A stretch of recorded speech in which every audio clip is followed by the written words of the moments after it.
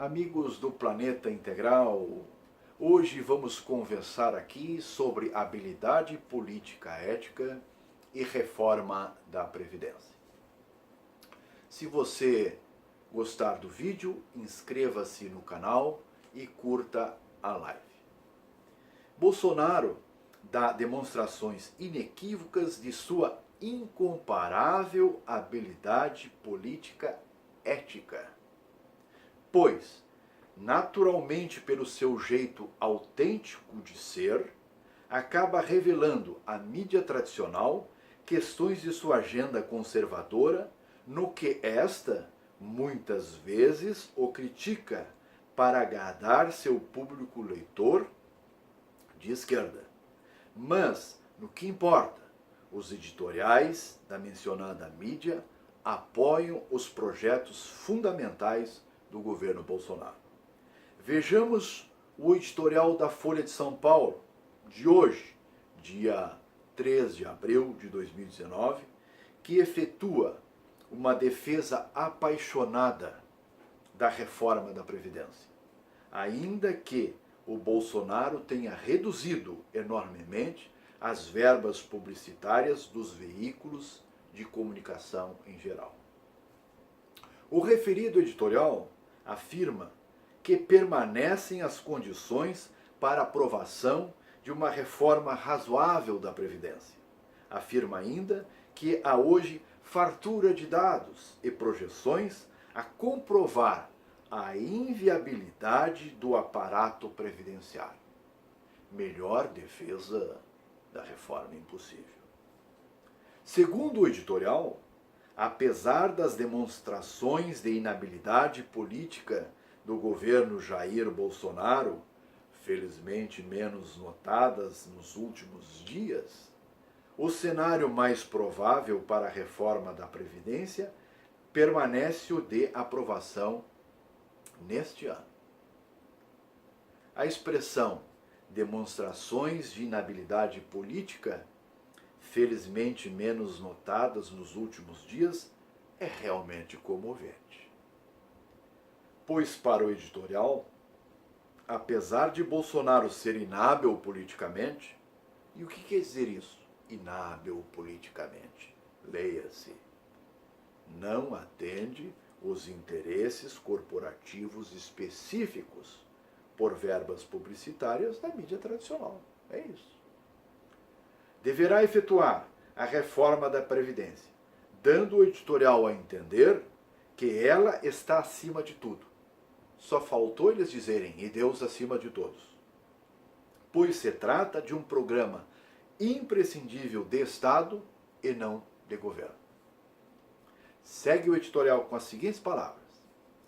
As circunstâncias ainda são as mais favoráveis já observadas para tal desde os anos 90, quando tiveram início as tentativas, algumas fracassadas, dentre elas dá para lembrar a de 98, em que a idade mínima precisava de 308 votos e teve apenas 307.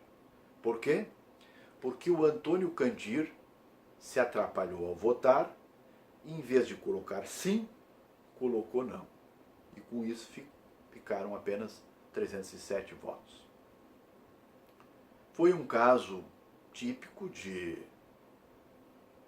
inabilidade motora. Não se tratou, portanto, de inabilidade política. Mas continua. Outras parcialmente exitosas de enfrentar o desequilíbrio nas contas dos regimes nacionais de aposentadoria. Pela primeira vez, diz o editorial, a empreitada merece a condição de prioridade absoluta, anunciada desde antes da posse do presidente, que poderá aplicar na proposta o capital político de um início de mandato. Engraçado, né? Agora, para aprovar a reforma da Previdência, o Bolsonaro ainda tem capital político. Às vezes a própria Folha diz que o governo já acabou. Como é que é? O governo já acabou ou ele ainda tem capital político? O debate na sociedade em torno do tema, ademais, intensificou-se no último quadriênio, em que as gestões de Dilma Rousseff e Michel Temer se viram forçadas, esta com mais método do que aquela, a encaminhar a pauta. Há hoje fartura de dados e projeções a comprovar a inviabilidade do aparato previdenciário e seu devastador efeito sobre os orçamentos de União, Estados e municípios. A oposição intransigente à reforma vai se limitando a guetos ideológicos, partidos oportunistas e entidades corporativas. A expressão do editorial oposição intransigente de guetos ideológicos, partidos oportunistas e entidades corporativas é outra pérola. Pois, obviamente, refere-se ao PT, ao PSOL e outros puxadinhos de esquerda, bem como às corporações de servidores públicos que se contrapõem à referida reforma, a quem o dito editorial elogia no varejo, em questões pontuais da chamada agência progressista de esquerda, mas no atacado critica severamente, em questões de fundo, como a reforma da Previdência e o combate à corrupção. Segue o editorial com as seguintes palavras. Não fosse o bastante, restam a penúria das administrações públicas e o desempenho vergonhoso da economia a atiçar o senso de sobrevivência do mundo político. Nada disso significa, claro, que o projeto do Bolsonaro segue, ou melhor, tem a chance de passar incólume pelo Legislativo, e tampouco existem sinais de que o governo alimente tal ilusão. Desde o envio do texto ao Congresso, analistas buscam estimar quanto será preservado da poupança de pouco mais de R$ 1 trilhão, estimada com as regras pretendidas. Num cálculo grosseiro, especula-se que cifras acima de 50% seriam ao menos capazes de restabelecer algum ânimo entre empresários e investidores. A relativa pacificação dos mercados financeiros. O que diabo é isso? Relativa pacificação dos mercados financeiros. Leia-se. Restabelecimento da capacidade do Tesouro de pagar a dívida pública. Claro. Parece indicar que não se aposta por hora no pior. No Brasil, o custo do dinheiro é realmente elevado, devido à inadequada relação entre oferta e demanda. De um lado, há uma demanda por recursos de 25% do PIB.